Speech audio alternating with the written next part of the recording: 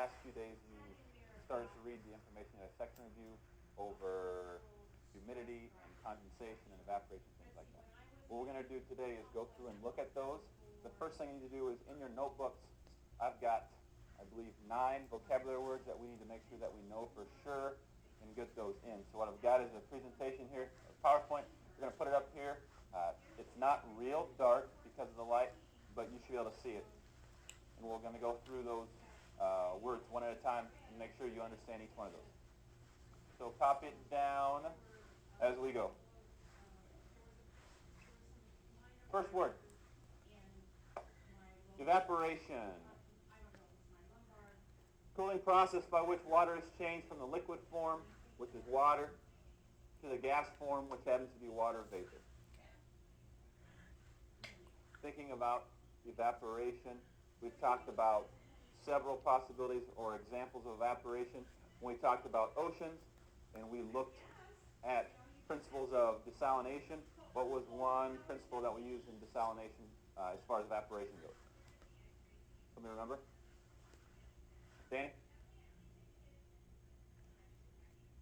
Desalination. One method used evaporation. Remember what that was? The water evaporates and the salt stays. Okay. Salt stays, the evaporation water rises to the top, runs down the side. You can collect that fresh water. Now, evaporation, this is the most important thing you need to know about evaporation is it's a cooling process. And we're going to do a little mini lab over here that's going to look at that in a little bit more detail and give you a better chance to understand that it's a cooling process. And what you're looking at basically is taking water from its liquid phase and putting it to its gas phase. And there are probably 50 different variables that can influence the rate of evaporation, and we'll talk about a few of those too. Does everybody got this? Okay. Other term, the two major ones, we're looking at evaporation, and this is the second one, condensation. Basically, you can say that these two are opposites. You take evaporation, you take water in the liquid form, and you transfer it into water in the gas form. Condensation is just the opposite, where you take water that is in the gaseous form and convert that into water in the liquid form. Condensation, process in which gaseous water, which happens to be water vapor, is changed into a liquid form, which would be regular water. Anybody think they can give a good example of condensation? Or some time when they've experienced what they thought was condensation? Curtis? Well, I do, in the morning. Okay, dew on the grass. If you happen to get up nice and early, and it depends on the environmental situation, and take off your socks and shoes and go running barefoot through the grass in the morning, your feet might get wet. That's from dew or water that was out of the atmosphere that has collected on the grass. That's one example. Another example of condensation, I'm sure you've all experienced this one. Nathan? When, it's cold outside and you breathe on the window glass. Okay, that's one. Cold outside, you go up to a window itself and you breathe on the window. You have, every time you exhale carbon dioxide, other gases, as well as water vapor. The water vapor in your breath hits the window, it cools and collects, and that's condensation. Another one. Rod? Like when you're cooking and the steam from the pan hits the lid. Okay, that's one. If you're boiling something, cooking something, you take the lid and lift it up, and there's water that's collected. You take the lid and set it on the stove, and then you have water that runs everywhere. Another really good example. You've all experienced.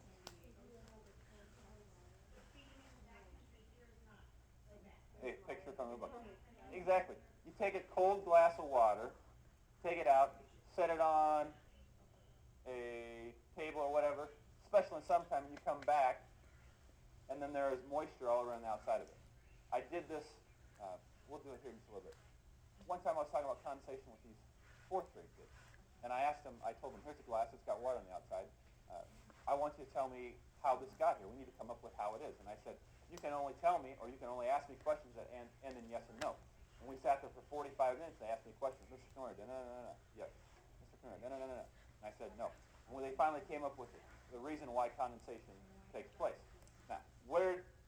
like condensation is water collecting on the outside of a cup. What I want to know is why. This is my question I pose to you now. TJ, what do you think? If I take this Pepsi can, and right now I can pick it up and feel it, and it's got water on the outside of it. Why does this have water on the outside of the Pepsi can? It's like cooler on the inside and warmer on the outside, so it's like evaporating. Like evaporated? Okay, he's got some good points, and right off the bat, he's got pretty close. What do we know about two things? First of all, this Pepsi, is it warm or cold? It's cold. Okay. When you take, example, condensation, and you take water from a gas form, or in, like water vapor, and you try to turn that into water as a liquid form, what do you have to do to that water, or that water vapor? To get it to go from a gas to a liquid. It's the same thing you have to do to make it go from a liquid to a solid. Curtis? You have to take the heat out of it to make it go from a gas form to a liquid form. Okay, what's another way to say take the heat out of it? Cool it. If you cool water vapor, it turns into liquid. If you cool liquid, it turns into solid. Why do you think that the water vapor in the air is collecting on the outside of this Pepsi can? Because it's cooler. And what's that do to the air around the Pepsi can? It cools it, and the water vapor in that air around the Pepsi can cools and turns to water and collects on the outside of the Pepsi can. That's condensation. And there are 100 examples of that. Everybody got this? We'll talk more about this a little bit. Next one. Saturated. Term used to describe the air when it is at the limit for the amount of water vapor that it can hold.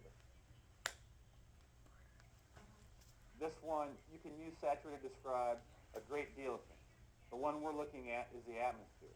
The air in the atmosphere will only hold a certain amount of water vapor. When it reaches the point where it loses its ability to hold water vapor, what does it do? Jim? It rains.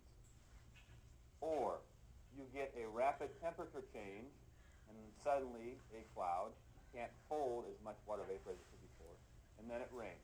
Another thing to use to describe saturated. Nice dirty sponge here.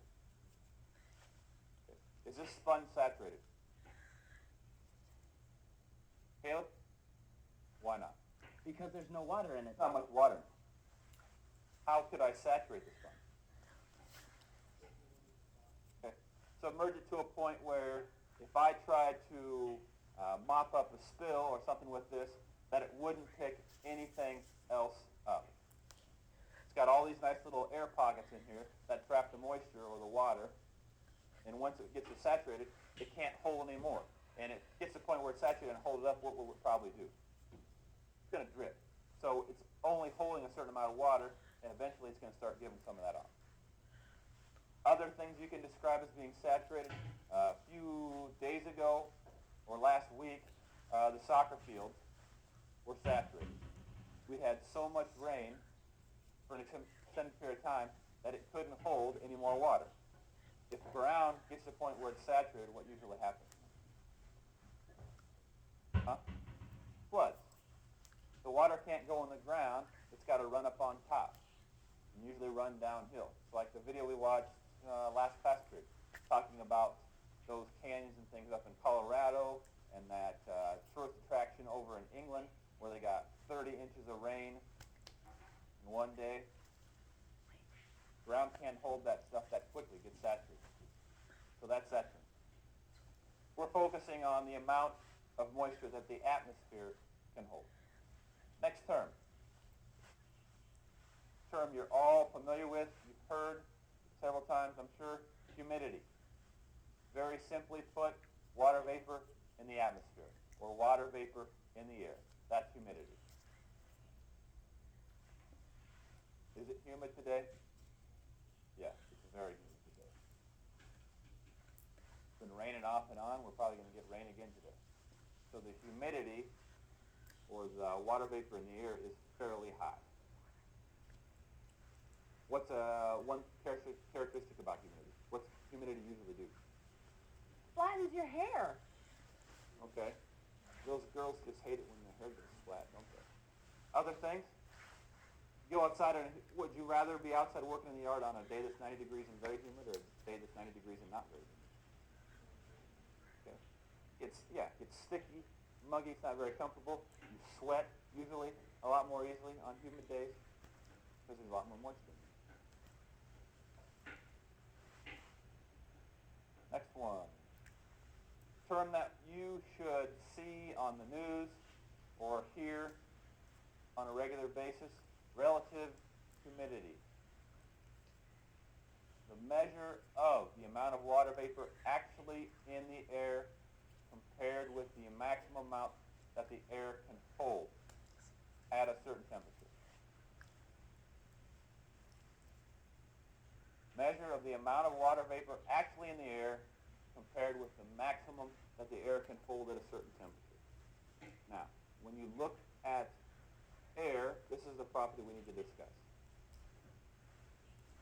Air is made of gas molecules, whether that's oxygen or carbon dioxide or nitrogen.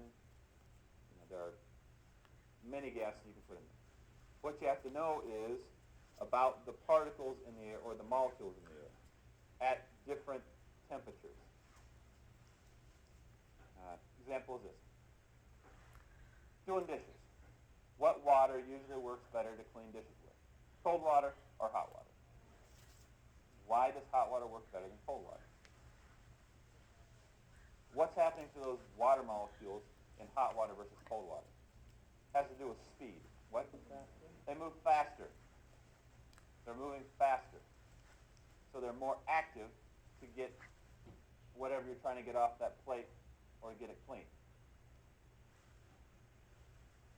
If you take two sets of water molecules, one moving very slow, one moving very quickly, the ones moving quickly have more space between the molecules. The cold ones are usually kind of bunched up. The warm ones are just all over the place. And they've got all this space between them. Now, if you look at air molecules, they're the same way. The warmer the air, the faster those air molecules are moving, and the more space there is between the air molecules. If there's more space between the air molecules, what does that mean that you can put in those spaces? Adam? Oh, water vapor. Water vapor. Right. The warmer the air, the more space it has to store water vapor. Air that is 90 degrees can hold a lot more water vapor than air that is 50 degrees because there's more space between the particles. Now, with relative humidity, what this is telling us is we're measuring how much moisture is in the air at that time compared to how much that air could really hold. Example, if I have this is my box of air, okay? And this box of air is 80 degrees. And I have a little chart that some weather guy has told me that in this chart, or on this chart it says that if I have this box of air at 80 degrees, it will hold 10 milliliters of water. At 80 degrees, this box will hold 10 milliliters of water. Now, and I measure, and I find out that there are only 5 milliliters of water in this box of air that I've got. What is the percentage of the relative humidity? What's that? Why is it 50? Okay. It can hold 10 milliliters total. And currently the air is holding 5 milliliters total. That's half. 1/2, 50%. That's relative humidity. Weatherman has the nifty little devices to determine relative humidity. They know, depending on what the temperature is, how much air or how much water vapor the air can hold, how much is actually in it, and that's relative humidity. The device they use is called a psychrometer. Now, this is basically a simple version of a psychrometer. This is one I whipped up yesterday. It's very simple. All it's got, two thermometers. These thermometers are exactly the same. They both read in Celsius. I just took them and mounted them to a piece of, like a file folder. Two pieces of foam, cut little notches in it, ran them across there. What's the main difference between the two, though, is this. On one part of the thermometer, I took a bunch of this filter wool, or cotton basically, and wrapped it around there, and then connected it with some rubber bands. These are called the bulbs of the thermometer, the silver parts down here on the bottom. What they do to measure relative humidity is they take these two, and they take this bulb here, and they get it wet. This is the wet bulb. This is the dry bulb. This one stays dry. They read the two. They will come up with different temperature readings. Then you do a little formula, which is really easy. I'll show you in just a bit. And you come up with the relative humidity, or actually what the humidity is in the air compared to how much it can actually hold. That's a psychrometer. And we'll look at that a little more in a bit. Next one, absolute humidity. This is pretty simple. Basically, it's the measure of the amount of water vapor that's in the air at a certain time. Or I guess that's up there. Measure the amount of water vapor that the air contains at any given time and place. So that's a measure of how much moisture is in the air. This is not concerned with temperature. This is not concerned with how much water or water vapor that air can hold at that time. But just at that point, how much moisture or water vapor is currently trapped in the atmosphere. That's absolute humidity. Difference between absolute and relative humidity. To determine relative humidity, you have to know the temperature. You have to know how much moisture can actually be held in that air at that point. And then you have to have a psychrometer or something to tell what the current rate of evaporation is, what the temperature, and what the regular temperature is.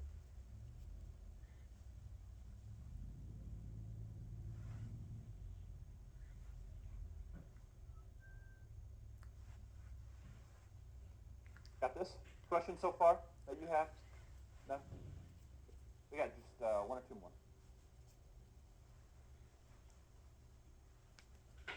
Here we go. Psychrometer. That's what I just showed you. Tool used to measure relative humidity. And it's composed of a wet and a dry bulb thermometer. Not very difficult to make a wet bulb thermometer. Wrap a piece of cotton around it, dip it in some water, presto, change your wet bulb thermometer. We actually have two more vocabulary.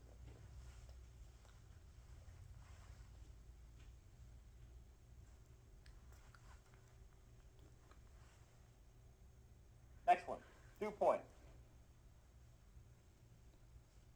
This is the one that Curtis was talking about when he gave us an example of condensation. You're looking at the temperature at which condensation occurs. If the dew point is below 0 degrees Celsius, then you have frost. I was watching the news last night. They said the low last night was supposed to be like 60 or 66 degrees, and the dew point was 48. That meant that if it got down to 48 degrees or 47 degrees or whatever last night, and I went tiptoeing through the tulips this morning, I would have gotten my shoes wet or my toes or whatever. That's the dew point.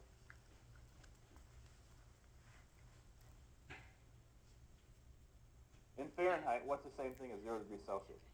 0 degrees Celsius is what in Fahrenheit? Tom? 32. 32. Or freezing. 32 degrees Fahrenheit, 0 degrees Celsius. If you have the dew point, or you have dew occur and it drops below freezing, 0 degrees Celsius or 32 degrees Fahrenheit, then you take those molecules of water vapor in the atmosphere and you freeze them. And then they accumulate as frost. So you have to scrape your windows in the morning, or there's a very good possibility we might get another frost. We're getting to the point where we might be past it, but I wouldn't be surprised if the temperature drops real cool, maybe next week, one night, and kills everybody's plants that they've recently put down. Okay? That's a frost.